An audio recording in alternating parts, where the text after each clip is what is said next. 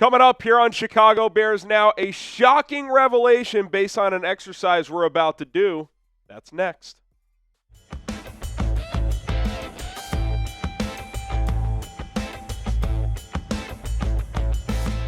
I'm Harrison Graham. Before we dive into this exercise of today's video, subscribe to the channel. Our next milestone is 112,000 here on Bears Now. You guys know what to do. Hit the subscribe button. Turn on notifications. Easiest way to support the program is to hit that subscribe button. All right, on today's show, been a lot of discussion, debate, thoughts on Ryan Poles. Does he deserve to be the GM? Does he not? Has he made enough good moves? Has he had too many misses? Is the Bears roster in a good position moving forward? And I said, you know what?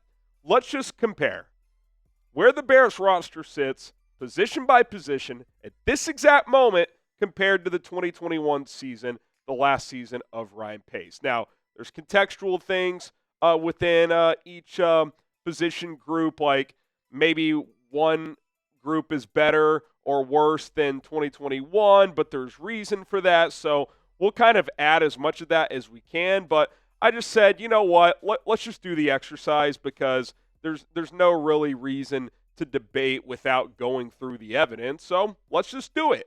Quarterback. I think the quarterback position, you're in a better spot. Both right now and long term, I know this is focusing on this exact second. I think Caleb Williams has been better this season, despite the ups and downs, than rookie Justin Fields and the few games that Andy Dalton played as well. Am I going to act like he's been way better? No, because Caleb has probably been somewhere in the 20s of starting quarterbacks in the NFL this year, but he was better than Fields. Well, he's been better than Fields was as a rookie, no question about that. Dalton had a couple okay games, but relative to the best moments of his career, his year in Chicago wasn't that great. So I do think you're better at quarterback, not only right now, but certainly moving forward if Caleb even just improves a little bit. So I do think at quarterback you are in a better position in 2024 than you were in 2021. Running back, you're worse. DeAndre Swift is worse than David Montgomery. The backups the Bears have trotted out there this year are worse than Khalil Herbert. The running back position has gotten worse. Now, David Montgomery has looked better in Detroit because that's just a better offensive line. I understand that's part of it, but it's not like Montgomery wasn't a good player here. Roschon Johnson can't stay healthy. That's not completely on Poles, but I still think Khalil Herbert's a better runner. Now, as a third down, short yardage back, I understood why he was the number 2 back this year behind Swift and not Herbert. Plus, given the fact he had 3 years left on his contract, Herbert had 1. So, again, there is context, but if you just compare the running back situation in 2021 to the running back situation in 2024, I think it's completely fair and inbounds to say that 2021 was better. It just was. And considering that Detroit didn't give David Montgomery that big of a contract, initially he's gotten an extension since then. Not great. No doubt about it. So I do think you have to sit here and say that at running back, you're worse right now. Wide receiver. On paper, you're way better. In reality, you're a little better. And that's pretty disappointing, right? Allen Robinson had fallen off a cliff that year in 2021. He had like 400 or 500 yards. Darnell Mooney had a 1,000-yard season that year. There's a chance you don't have a 1,000-yard receiver this year. DJ Moore, good player, obviously, not having his best year. Keenan Allen, still decent to solid, but having the worst year of his career. Rome Odunze, he's had moments, but for a top 10 pick, probably has not played as well as you would like. Certainly has shown major upside, but kind of like Caleb Williams, it's been up and down. Still optimistic about the future, certainly not punting on Rome's upside, but this trio compared to what you had in 2021, like you should be getting way more out of this group than you got out of that 2021 grouping. So yes, it's better, but again, when you add context, it's like, this is not what you signed up for. Like, the guys in the locker room were like, yeah, it's going to be a race to 1,000 yards. Well, none of them make it to 1,000 yards. So that certainly has been disappointing. I don't think there's any question about that. Hopefully DJ and Rome long-term can be a dynamic 1-2 punch, certainly capable. But currently I'd say it's better, but it's not extremely better, which is kind of shocking. Tight end, I'll go push. I think Cole Kmet is a better player in 2024 than he was in his second season in 2021. He had 600 yards in 2021. He's probably not going to reach that this year. Cole Kmet, if I just search right now, he is at 462. In some games, he's like they don't even feature him. Now, I think that part of it's actually more on coaching than polls, the roster builder. You look at the backups. Backups this year aren't very good. Backups in 2021 aren't very good. So I'll go push. The production's a little down. I think Kmet's an overall better player. But yeah, it's, for Kmet, who I do think is much better in year 5 here than he was in year 2, for you not to get more out of him is definitely is disappointing. But again, that part of it's probably a little bit more on the coaching than it is the GM. Okay, offensive line. I went push. I think if you put a gun to my head and said you have to choose one, I would take the 2024 group.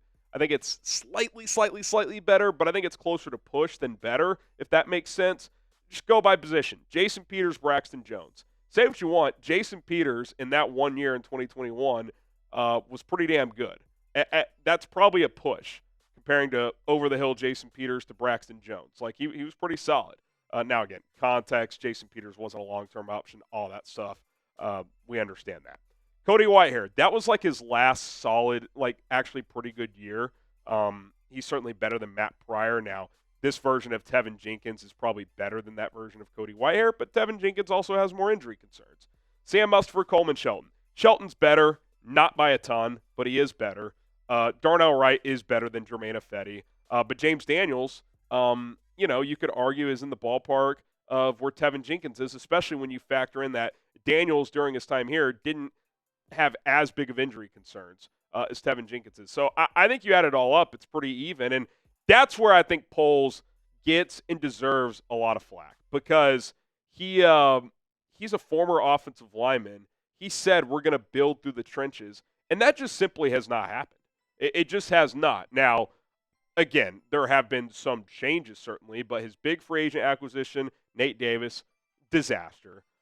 And he let James Daniels walk the year before, and then Nate Davis essentially was supposed to be the replacement, and it did not happen. The other guy that was supposed to be the replacement, was Ryan Bates, who Buffalo matched on, and then they later traded for him, and he's done nothing.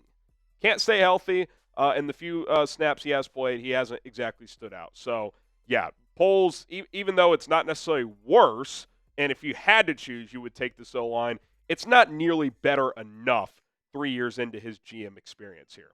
All right, before we get to the defense, do want to talk about our sponsor, Rocket Money. Listen, you got to stay on top of your finances, and the Rocket Money app is going to help you do that. Download it today, rocketmoney.com/bears now.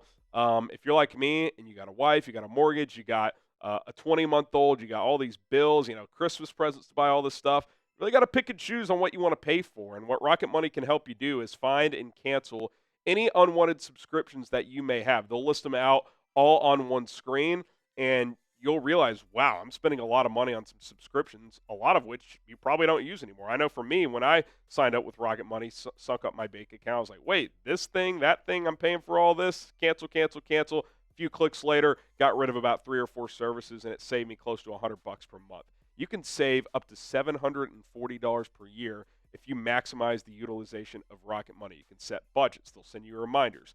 You can check your credit score all the time. Stay on top of that, especially if you're looking to, get a loan or something like that. So check it out today, rocketmoney.com/bears now. Stop wasting money on things you don't use. It's rocketmoney.com/bears now. Check it out. Link is in the comments and description of this video.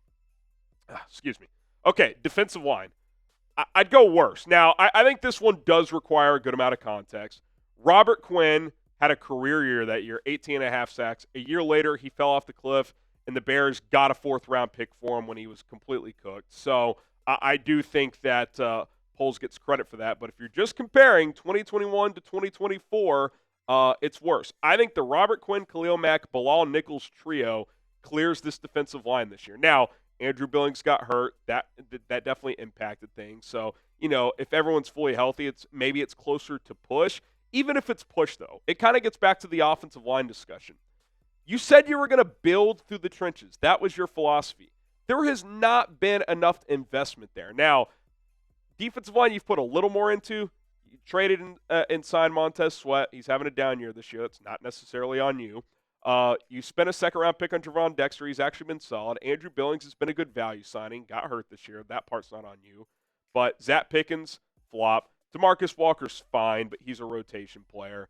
You trade a late-round pick swap for Chris Williams, who for that value has been fine. But, you don't have a lot of dogs in the trenches on either side. And when you say that's your philosophy and you just haven't gotten really close to being that, that's where Poles is going to take a lot of heat, offensive and defensive line. Linebacker, I'm going to go push. Now, I think it's a tricky one. Roquan Smith, between the 2021 and 24 teams, by far the best linebacker. If you listed out all the linebackers from 21 team, 24 team, Roquan's a clear number one.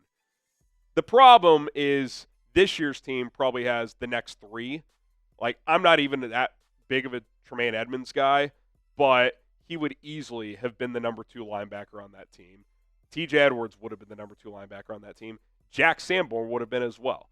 They signed Alec Ogletree off the street because Danny Trevathan was done, and he was terrible. So I'll go push. Roquan was able to mask the lack of other good linebackers on that team in 2021. The depth this year is better, although Tremaine Edmonds, for how much money he makes, has been incredibly disappointing. TJ Edwards hasn't played quite as good this year as he did last year. So I think you add it all up, it's push because you had an all-pro level guy, and then this year 3 starting level guys. So, you kind of add it all up. It's probably kind of a net zero. But again, to trade Roquan Smith and pay Tremaine Edmonds 90% of what Roquan got from Baltimore and he not be anywhere close to 90% of the player Roquan is, you're kind of taking the L on that one. Okay, the secondary. It's better. And even though it's been disappointing at times, certainly Tyreek Stevenson has had a challenging year, no doubt about it. Kevin Byard, I think, is better than that version of Eddie Jackson. Now, if you remember, Eddie Jackson actually bounced back in 22 in the first year under Eberflus, but in 21, he wasn't that great. Tashawn Gibson wasn't that good either. He was okay. Certainly when Brisker was playing, he cleared Tashawn Gibson. Now, if you want to say with the backups that have been out there, sure, Gibson probably clears, but can you blame Poles for Brisker getting concussed and missing the last 10 weeks? I don't think you can. The corners on this team are better. Jalen Johnson was the number 1 corner on that team in 21. He's still the number 1 corner, and he's a much better player now than he was then. Tyreek Stevenson and Terrell Smith, that combination, say what you want about it, is better than Kendall Vildor. Kyler Gordon is a better nickel than what you had on that team. So this secondary, although it hasn't reached this could be the best secondary in football like we thought coming into this year, it is still an upgrade over what you had in 2021. And if you improve your pass rush, I still think this can be one of your strongest position groups moving forward. So there you go. That is all of the position groups, 2024 to 2021, just comparing and contrasting, kind of evaluating how Ryan Poles has adjusted this roster. So just to recap, I had the Bears better in 3 categories. To recap which 3 those are: quarterback, wide receiver, and secondary. And again, receiver, while it's better, you're expecting much better. I don't think you've gotten that. Quarterback, it's definitely better, but it's still a rookie who's been up and down. And secondary is clearly better, so check there. Worse, running back, you paid more for DeAndre Swift than David Montgomery got in his initial contract. He's not as good as David Montgomery, so that's definitely a loss. Defensive line, it's close to push, but again, you traded and paid Montez Sweat big money, and he hasn't lived up to that this year. So you've got that going on. And then push, offensive line, even if it's a tick better, you need it to be way better, especially claiming what your philosophy was. Tight ends, push, same starter. Cole's better now than he was then, but you're not getting the production out of him that you need to.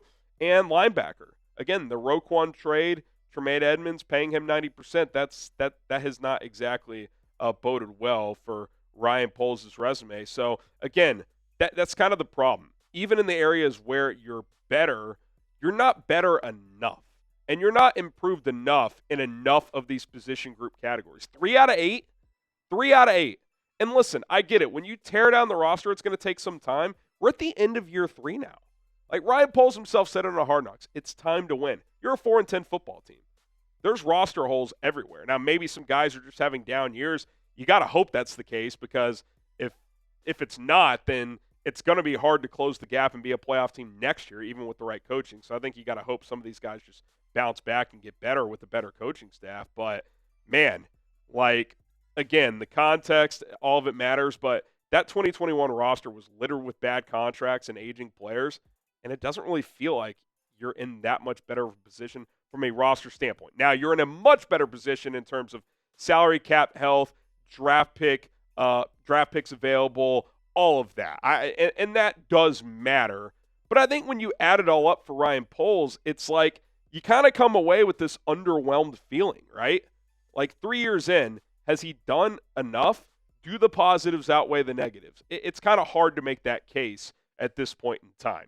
So I ask you guys this. Should Ryan Poles be fired? Simple yes or no question. Should Ryan Poles be fired? You guys let me know in the comment section down below. Don't forget to hit that subscribe button on the way out. Appreciate you guys for tuning in to Chicago Bears Now. My name is Harrison Graham. We will see you guys soon. Bear down.